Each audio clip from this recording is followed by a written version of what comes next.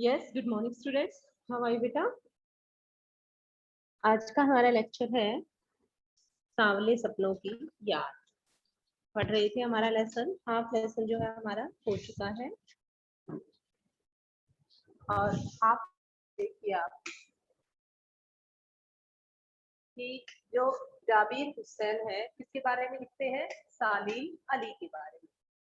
तो सालिम अली के बारे में हम हाफ उनके बारे में क्या क्या है? सालिम अली एक पक्षी वैज्ञानिक है, एक पक्षी वैज्ञानिक, और वो इतना पक्षियों से प्रेम करते थे और उसके बाद भी उनकी इतनी दर्दनाक मौत होती है।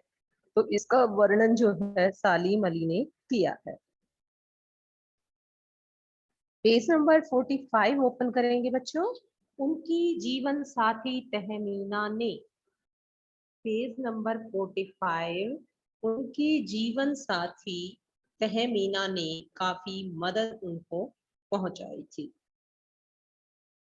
कि जो प्रकृति में हर तरफ एक हंसती खेलती रहस्य भरी दुनिया पसरी थी, यह दुनिया उन्होंने बड़ी मेहनत से अपने लिए गढ़ी थी। गढ़ी थी मीन्स बनाई थी। जैसे सोने, जैसे आभूषणों को गढ़ा जाता है, उन पर उनको जो है सुंदर आकार दिया जाता है। तो ऐसे ही उन्होंने जो ये प्रकृति की हर तरफ जो हंसती खेलती जो रहस्य भरी दुनिया थी, वो अपने लिए बड़ी मेहनत से गढ़ी थी, बनाई थी।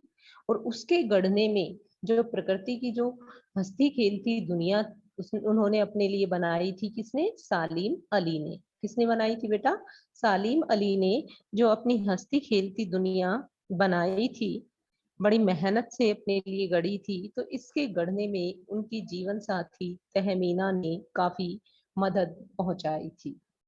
तो उनकी जीवन साथी का नाम क्या था बच्चों? तहमीना। क्या? तहमीना। और तहमीना स्कूल के दिनों में उनकी सहपाठी रही थी। सहपाठी साथ पढ़ने वाली। अपने लंबे रोमांचकारी जीवन में ढेर सारे अनुभवों के मालिक सालिम अली एक दिन केरल की साइलेंट वैली को रेगिस्तानी हवा के झोंकों से बचाने का अनुरोध लेकर चौधरी चरण सिंह से मिले थे। कि जो रेगिस्तान की गर्म हवाएं हैं, तो रेगिस्तान के गर्म हवा के जो झोंके हैं, वो साइलेंट वैली को जो है, जो साइलेंट वैली है उसमें रहने वाले जो पक्षी हैं, तो उनको जो है हानि पहुंचा रही है। और उन गर्म हवाओं के कारण जो साइलेंट वैली के पक्षी हैं वो मर रहे हैं। तो वे अपना अनुरोध लेकर पहुंचे थे प्रधानमंत्री चौधरी चरण सिंह के पास कि इस समस्या का समाधान किया जाए, ताकि हम ताकि हम उन पक्षियों के जीवन को बचा सके। तो चौधरी चरण सिंह ने जब उनकी यह बात सुनी, चौधरी साहब गांव की मिट्टी पर पड़ने वाली पानी की पहली बूंद का असर देखने वाले नेता थे। यानी कि जो चौधरी चरण सिंह थे, उनको ग्रामीण रूरल एरियाज से काफी प्यार था। उनको रूरल एरियाज की जो भी समस्याएं हैं सबका पता था। तो पर्यावरण के संभावित खतरों का जो चित्र सालिम अली ने उनके सामने रखा कि पर्यावरण को जो है क्या खतरा है, तो जो चित्र उन्होंने सालिम अली के सामने रखा था, उसने सालिम अली जी की आंखें नम कर दी थी। कि सालिम अली जो है, उनकी आंखों में आंसू आ गए थे। आज सालिम अली नहीं है, चौधरी साहब भी नहीं है। कि आज न तो सालिम अली जीवित है और न ही चौधरी चरण सिंह जो उस समय प्रधानमंत्री थे। कोई बचा है? कौन बचा है जो अब सौंधी मिट्टी पर उगी फसलों के बीच एक नए भारत की नींव रखने का संकल्प लेगा? कि ना तो आज चौधरी चरण सिंह जी जीवित हैं और न ही सालिम अली जीवित हैं।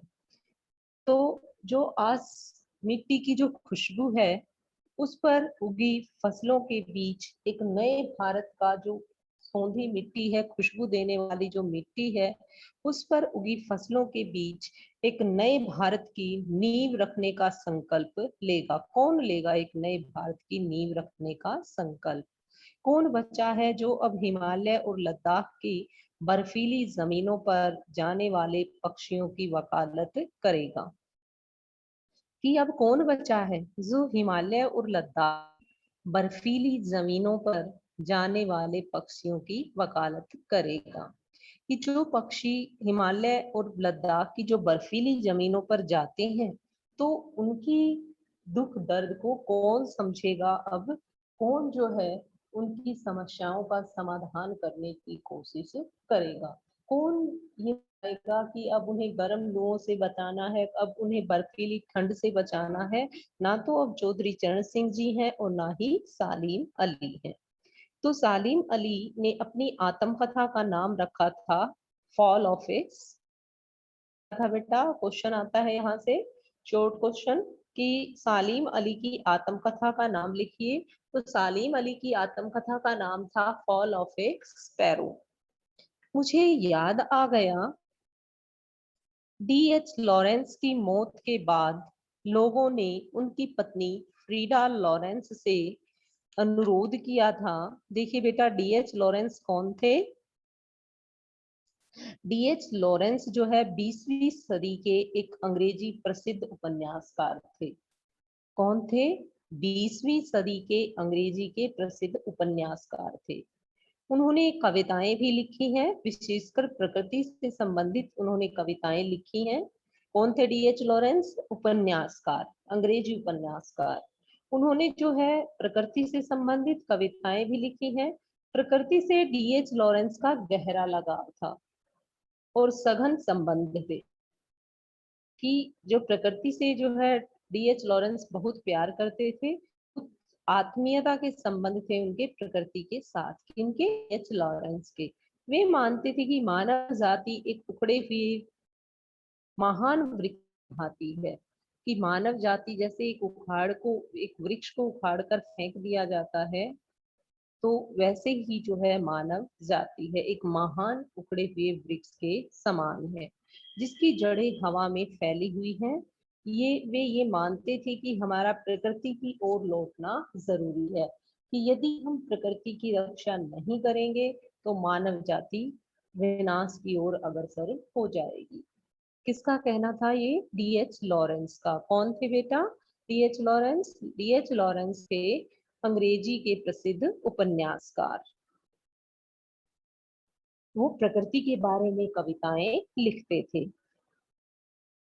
इसके बाद है बेटा कि डीएच लॉरेंस का जब निधन हुआ, तो उनकी मौत के बाद लोगों ने उनकी पत्नी फरीडा लॉरेंस से अनुरोध किया कि वह अपने पति के बारे में कुछ लिखें।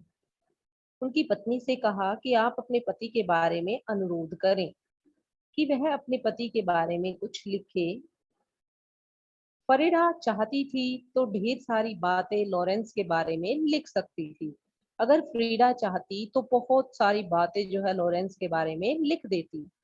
लेकिन उसने कहा, मेरे लिए लॉरेंस के बारे में कुछ लिखना असंभव सा है, कि भाई मैं अपने पति लॉरेंस के बारे में नहीं लिख सकती। डीएच लॉरेंस की पत्नी का नाम था बेटा फ्रीडा लॉरेंस।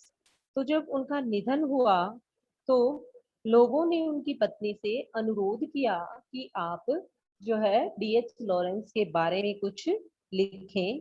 फ्रीडा चाहती तो बहुत कुछ लिख सकती थी, लेकिन उसने कहा कि डीएच लॉरेंस के लिए मेरे बारे में लिखना असंभव सा है।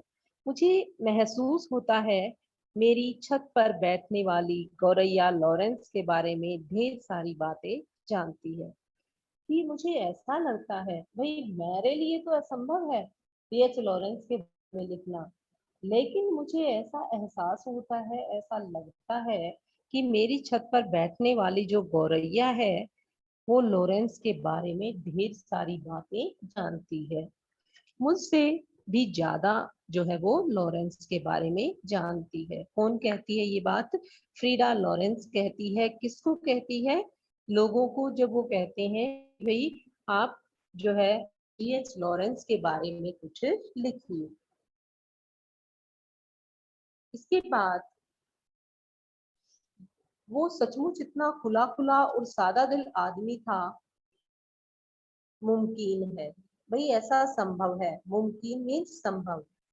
कि ऐसा संभव है कि जो डीएच लॉरेंस थे वो इतना खुला खुला और सादा दिल आदमी थे, ऐसा मुमकिन है। लॉरेंस मेरी रगों में मेरी हड्डियों में समाया हुआ है। उनकी पत्नी फ्रीडा लॉरेंस कहती है कि जो डीएच लॉरेंस थे वो बहुत खुले दिल के थे, सादा दिल आदमी थे, और लॉरेंस जो है मेरी रगों में मेरी हड्डियों में समाया हुआ है। लेकिन मेरे लिए कितना कठिन है उसके बारे में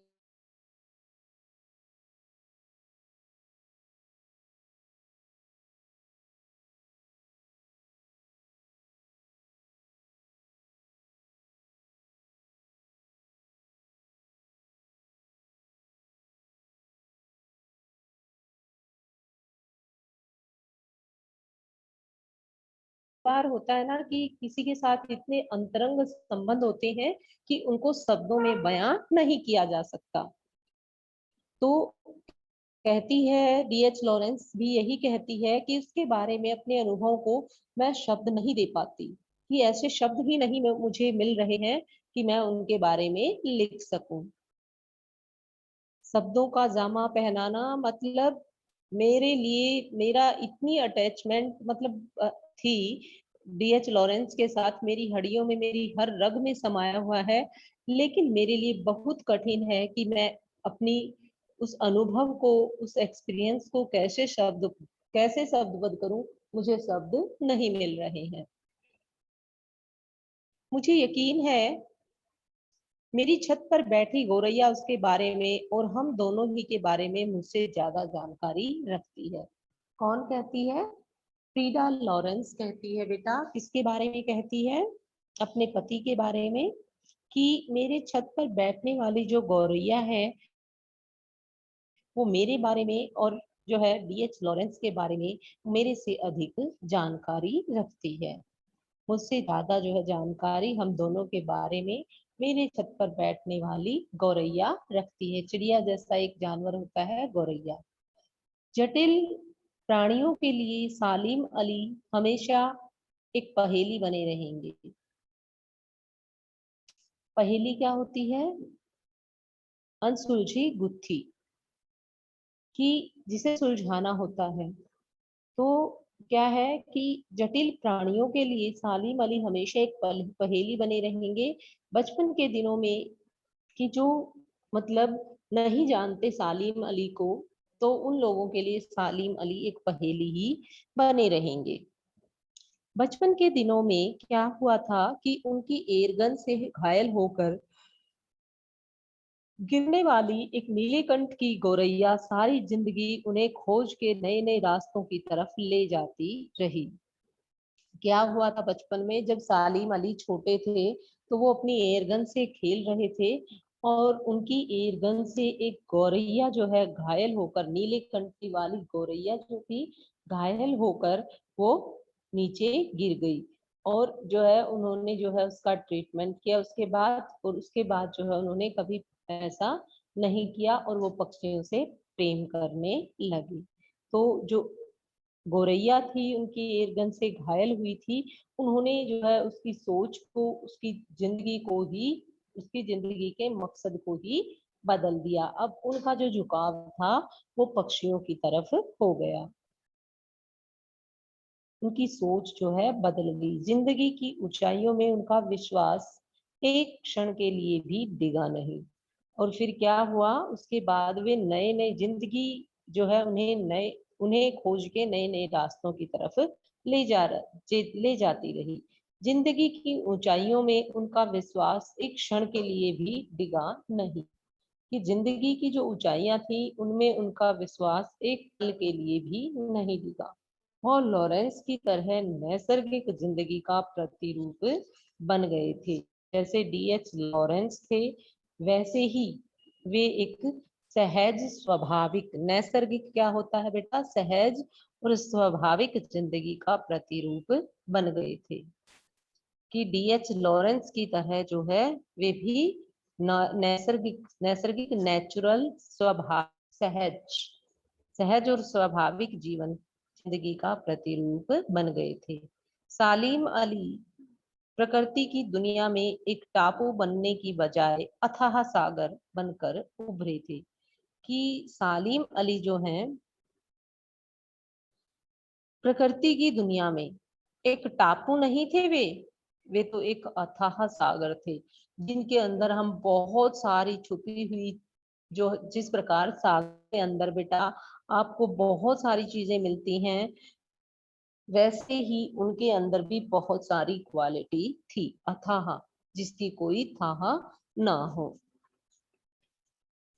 तो जिस प्रकार सागर हमें बहुत कुछ देता है, वैसे ही जो है सालिम अली भी अपनी जिंदगी में हमें बहुत कुछ देकर गए हैं। वे एक टापू नहीं थे कि हम थोड़ी देर के लिए, जैसे सागर के अंदर टापू बने होते हैं वहां थोड़ी देर के लिए, लेकिन वो तो एक अथाह गहराई थी जिसके अंदर हम बहुत सारी चीजों को ढूंढ सकते हैं। मीन्स उनकी सोच जो है इतनी अच्छी थी कि हम उनसे बहुत कुछ सीख सकते हैं। जो लोग उनके भ्रमणशील जी स्वभाव और उनकी यायावारी से परिचित हैं। यायावारी क्या होता है बेटा? घुमक्कड़ प्रवृत्ति। जो आदमी घूमता रहता कभी इधर कभी उधर, नई नई जानकारियां जो है लेने के लिए जो है वो घूमते रहते थे कि किस प्रकार के पक्षी कहाँ पर हैं, क्या क्या उनका जो है एटमॉस्फेयर है, और किस एटमॉस्फेयर में वो रहना पसंद करते हैं, उनको किन किन समस्याओं का सामना करना पड़ रहा है। तो इस प्रकार जो है वे घुमक्कड़ प्रवृत्ति के थे, यायावारी प्रवृत्ति के थे। कौन? सालीम अली। जो लोग उनके भ्रमणशील स्वभाव और उनकी यायावारी से परिचित हैं, उन्हें महसूस होता है कि वो आज भी पक्षियों के सुराग में ही निकले हैं। कि जो लोग उनकी यायावारी से परिचित थे, उनकी घुमक्कड़ प्रवृत्ति से, तो उन्हें महसूस होता है कि आज भी पक्षियों के जो सुराग में, आज भी जो है शायद वो पक्षियों के को खोज निकालने में, सुराग में मतलब पक्षियों को खोज निकालने में शायद निकले हों, और बस अभी गले में लंबी दूरबीन लटकाएं अपने खोजपूर्ण नतीजों के साथ लौट आएंगे। मतलब उनकी मृत्यु के बाद भी जो उनको उनको जानते हैं, उनको ऐसा लगता है कि अब भी वो पक्षियों की खोज में निकले हैं, और अपने गले में लंबी दूरबीन लटका जो है अभी खोजपूर्ण नतीजों के साथ लौट आएंगे।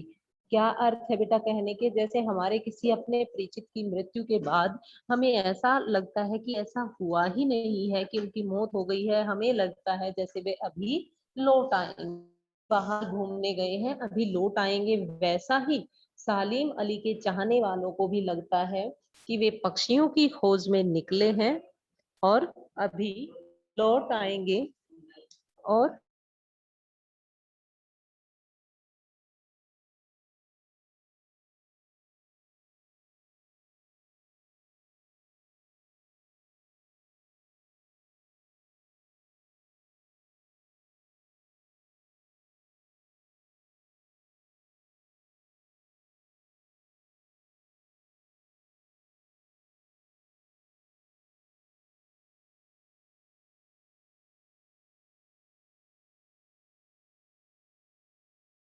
होकर गिर गई थी। और इस घटना ने इतना आहत कर दिया था, इतना ही कर दिया था कि वो जो जैसे ही वो घायल हुई, आहत हुई, उनके जीवन की दिशा ही बदल गई।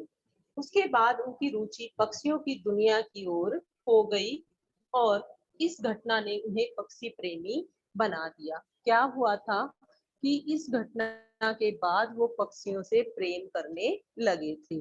सालिम अली जब बचपन में अपनी एयरगन से खेल रहे थे, तो उनकी एयरगन से एक गोरैया घायल होकर गिर गई थी, और गोरैया के घायल होने से जो है उन्होंने उसे उठाया, उसका ट्रीटमेंट किया, इलाज किया, उसको बड़े प्यार से जो है सहलाया, और उसके बाद जो है उनको पक्षियों से प्रेम हो गया सालिम अली को, और इस घटना ने उनकी जीवन की दिशा ही बदल दी। इसके बाद वे पक्षी वैज्ञानिक बन गए और पक्षियों से प्रेम करने लगे। Next question. सालिम अली ने पूर्व प्रधानमंत्री के सामने पर्यावरण से संबंधित किन संभावित खतरों का चित्र खींचा होगा कि जिससे उनकी आंखें नम हो गई होंगी? तो सालिम अली ने पूर्व प्रधानमंत्री के सामने केरल की साइलेंट वैली संबंधी खतरों की बात उठाई होगी। कि क्या, जैसे हमने बात की थी लेसन में बेटा, कि सालिम अली जो है केरल की साइलेंट वैली के संदर्भ में, जो रेगिस्तानी साइलेंट वैली में जो पक्षी रहते थे, तो रेगिस्तानी हवाएं चलने से क्या हुआ था कि वो पक्षी जो है रेगिस्तानी हवाएं चलने के कारण जो पक्षी हैं वे मर रहे थे। गर्मी के कारण, रेगिस्तानी हवाओं के कारण पक्षी मर रहे थे। और पक्षियों की ऐसी दशा देखकर, पक्षियों की ऐसी आहत दशा देखकर जो है वो सालिम अली जो है किसके पास गए थे, प्रधानमंत्री चौधरी चरण सिंह के पास गए थे कि इस प्रकार से जो है पक्षियों के हमारे खत्म होते जा रहे हैं। तो चौधरी चरण सिंह का जब चौधरी चरण सिंह ने सालिम अली की इस बात को सुना तो उनकी आंखें नम हो गई कि इस आदमी को जो है पक्षियों से कितना लगाव है, कितना प्रेम है।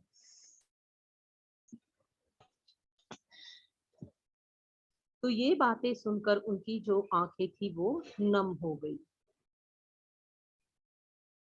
कि सालिम अली ने पूर्व प्रधानमंत्री के सामने केरल की साइलेंट वैली से संबंधित खतरों की बात उठाई होगी। कहा होगा कि वृक्षों की कटाई होने से वैली का जो सौंदर्य है, उसकी हरियाली है, वो समाप्त हो जाएगी। वह रेगिस्तानी गर्म हवाओं के झोंकों का शिकार हो जाएगी। वातावरण में परिवर्तन से वैली के पक्षी वैली को छोड़कर कहीं और चले जाएंगे और पर्यावरण प्रदूषण के विनाशकारी प्रभाव को सुनकर जो है उनकी आंखें नम हो गई। Next question, question number 3।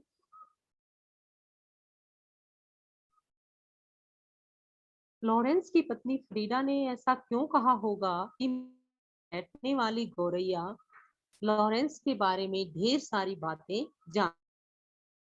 तो लॉरेंस की पत्नी फ्रीडा ने उनके पक्षी प्रेम और घनिष्ठता को उद्घाटित करने के लिए ऐसा कहा होगा। लॉरेंस की पत्नी फ्रीडा ने उनके पक्षी प्रेम की, पक्षियों से उनको कितना प्रेम था, पक्षियों के साथ उनका कितना घनिष्ठ संबंध था, इसको उद्घाटित करने के लिए ऐसा कहा। वे जानती थी कि लॉरेंस गोरैया के साथ अपने जीवन का काफी समय बिताते हैं। गोरैया के प्रति उनके व्यवहार को फ्रीडा ने अपनी आंखों से देखकर जो महसूस किया होगा, उस अनुभव को शब्दों के माध्यम से बताना आसान नहीं रहा होगा। क्योंकि बहुत सारी चीजें बेटा होती हैं जो महसूस की जाती हैं, लेकिन हम उनको शब्द नहीं दे पाते। वही हाल था किसका, फ्रीडा लॉरेंस का, कि वो अपने पति के लिए कहती है कि जो वो गौरैया के बारे में महसूस करते थे, उनकी थिंकिंग को देखकर, उनकी सोच को देखकर मैं उनके लिए शब्द नहीं ढूंढ पा रही हूँ कि क्या लिखूं। शायद मेरे और लॉरेंस के बारे में मुझसे अधिक यह गौरैया, हमारी छत पर बैठने वाली जो गौरैया है, यह अधिक जानती है। क्वेश्चन नंबर 4 देखिए बेटा।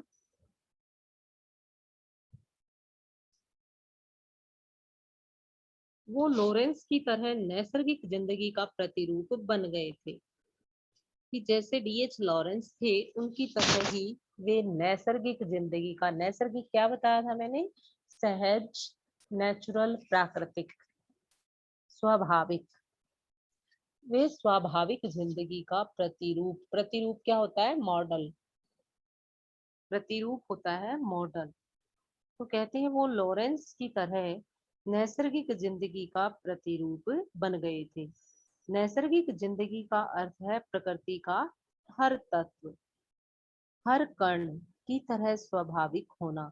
जिस प्रकार प्रकृति का हर तत्व, हर कण नेचुरल है, स्वाभाविक है, वैसे ही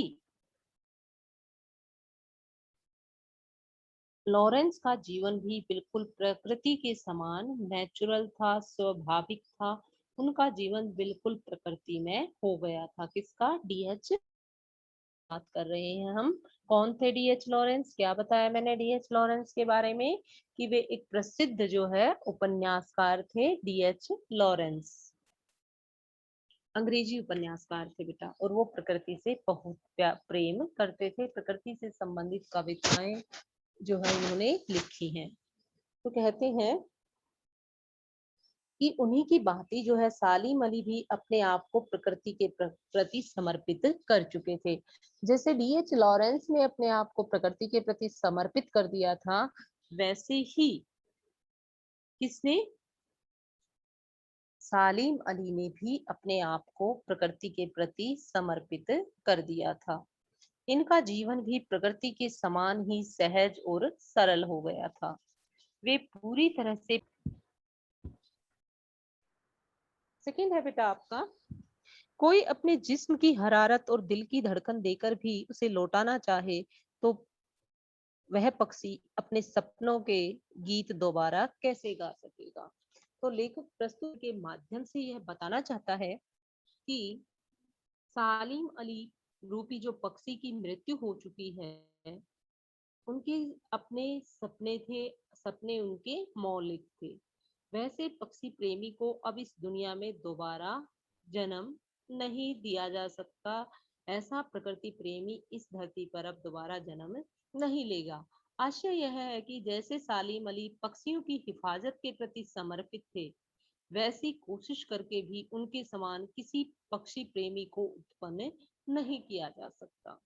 कि यदि हम कोशिश भी करें कि उन जैसा प्रकृति प्रेमी हम बना दें, पक्षी प्रेमी हम बनाएं, तो हम अपने, यदि हम अपने जिस्म की गर्मी और दिल की धड़कन देकर भी ऐसा पक्षी प्रेमी बनाना चाहें, तो उन जैसी जो हिफाजत है, जो पक्षियों के प्रति उनका समर्पण है, वो हम वैसी कोशिश करके भी हम ऐसा नहीं कर सकते। कि कोई भी पक्षी प्रेमी उनके समान तो हो ही नहीं सकता। सालिम अली प्रकृति की दुनिया में एक टापू बनने की बजाय अथाह सागर बनकर उभरे थे। तो सालिम अली ने स्वयं को किसी स्थान विशेष या जीव विशेष से जोड़कर बांधकर नहीं रखा कि मैं इस स्थान पर रहूंगा, ये मेरा रहने का स्थान है। तो ना तो उन्होंने अपने आप को किसी स्थान से बांधा, ना अपने आप को किसी पक्षी विशेष से बांध कर रखा। जिस प्रकार सागर जो है अपने आप में सीमित नहीं है, असीमित है, वैसे ही वो भी बिल्कुल अपने आप को सीमाओं में बांधकर नहीं रखते थे। उन्होंने प्रकृति के विशाल प्रांगण में बिखरे अनुभवों से अपने को समृद्ध किया था। जैसे सागर में बहुत सारी चीजें होती हैं, वैसे ही उन्होंने प्रकृति से मिलने वाले हर प्रकार की नॉलेज को जो है इकट्ठा करके अपने आप को जो है समृद्ध किया था हर प्रकार के नॉलेज से।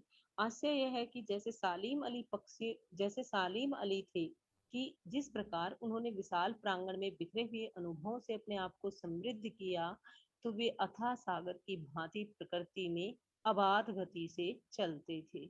अथाह सागर की भांति जो है वो प्रकृति में अबाध, बिना बाधा के अबाध गति से चलते थे। उन्होंने अपने आप को किसी प्रकार की सीमा में बांध कर नहीं रखा था। इन्होंने, सालिम अली ने। इस पाठ के आधार पर लेखक की भाषा शैली की 4 विशेषताएं बताई। तो लेखक की भाषा शैली की विशेषताएं हैं बेटा कि इस पाठ में आम बोलचाल की भाषा का प्रयोग हुआ है। भाषा सरल सहज है। प्रस्तुत पाठ में उदाहरण शैली का प्रयोग किया गया है, उदाहरण को समझाया गया है। अभिव्यक्ति में चित्रात्मकता है। जो अभिव्यक्ति का स्टाइल है, जो बात कहने का ढंग है, अभिव्यक्ति होती है अपना बात कहने का तरीका, ढंग। तो अभिव्यक्ति का जो स्टाइल है, शैली है, वो बिल्कुल चित्रात्मक है। जैसे हमें पढ़कर ऐसा लगता है जैसे सब कुछ हमारे सामने घटित हो रहा हो, इसको कहते हैं। जब हम किसी चीज को पढ़ते हैं और पढ़ते हुए उसका चित्र हमारे सामने प्रस्तुत हो जाता है, तो वो चीज कहलाती है चित्रात्मकता। उर्दू तद्भव और संस्कृत व अंग्रेजी शब्दों का मिश्रण है। तो उर्दू के शब्दों का प्रयोग है, तद्भव शब्दों का प्रयोग है, संस्कृत व अंग्रेजी के शब्दों का मिश्रण है। तो संस्कृत के शब्दों का भी प्रयोग किया गया है, हिंदी के शब्दों का भी प्रयोग किया गया है, और उर्दू शब्दों का भी प्रयोग हुआ है। 6th क्वेश्चन बेटा, इस पाठ में लेखक ने सालिम अली के व्यक्तित्व का जो चित्र खींचा है, उसको अपने शब्दों में लिखी कि सालिम अली किस प्रकार की पर्सनैलिटी थी, व्यक्तित्व था। सालिम अली का शरीर दुबला पतला था, अतः वे कमजोर थे, लेकिन उनकी दृष्टि में सूक्ष्म निरीक्षण शक्ति प्रबल थी। लेकिन उनका जो वे हर एक चीज को जो है बड़ी सूक्ष्म दृष्टि से, हर एक छोटी से छोटी जो है चीज को, हर चीज को वो बड़ी जो है पैनी निगाह से देखते थे, बड़ी सूक्ष्म दृष्टि से देखते थे। वे जिज्ञासु प्रवृत्ति के थे। जिज्ञासु क्या होता है? जानने की इच्छा रखने वाला। पक्षियों के की गति की थे, उनके गले में सदा दूरबीन लटकी रहती थी। वे अत्यधिक संवेदनशील थे। उनके संपूर्ण जीवन जो है पक्षियों के जीवन की जानकारी एवं खोजबीन करने में ही बीता था। कि सालिम अली जो है वह बहुत ही संवेदनशील थे। उनकी संपूर्ण जीवन जो है पक्षियों के जीवन की जानकारी लेने में और खोजबीन करने में ही व्यतीत हुआ। सांवले सपनों की याद शीर्षक की सार्थकता पर टिप्पणी कीजिए। सांवले सपनों की याद जो है पाठ का नाम क्यों रखा गया है? तो सांवले सपने अर्थात धुंधली यादें, स्मृतियां। लेकिन यहाँ यह मनमोहक इच्छाओं का प्रतीक है। मन को मोह लेने वाली इच्छाएं। यहाँ जो सांवले सपने हैं, सांवले सपनों का साधारण अर्थ होता है धुंधली यादें, स्मृतियां। लेकिन यहाँ जो है इनका, यहाँ यह मनमोहक इच्छाओं का प्रतीक है। सपने हमेशा रहस्य, जिज्ञासा से भरे हुए होते हैं। इस निबंध में कि सपनों में हमेशा रहस्यात्मकता पाई जाती है या जानने की इच्छा, इस निबंध के माध्यम से सालिम अली की याद को ताजा बनाए रखना एक प्रमुख उद्देश्य है। कि सालिम अली की याद को ताजा बनाए रखना इस पाठ का उद्देश्य है। लेखक यह भी बताना चाहता है कि जो सपने सालिम अली ने देखे थे वे सपने उनके थे, मौलिक थे। वैसा सपना देखना सबके बस की बात नहीं है। कि जो वो सपने देखते थे पक्षियों के लिए, वे उसके अपने सपने थे, उनके द्वारा निर्मित थे और वे उनके अपने मौलिक सपने थे। वैसे सपने कोई नहीं देख सकता, सबके बस की बात नहीं है। लेखक को पक्षी प्रेमी सालिम अली के सपनों की याद आती है। इस प्रकार जो है यह शीर्षक बिल्कुल सार्थक है। Students, if you have any doubt regarding the lesson, you can raise hand now. If you have any doubt, beta, you can raise hand. Yes, have you any doubt regarding the lesson? Yes, beta, you can raise hand.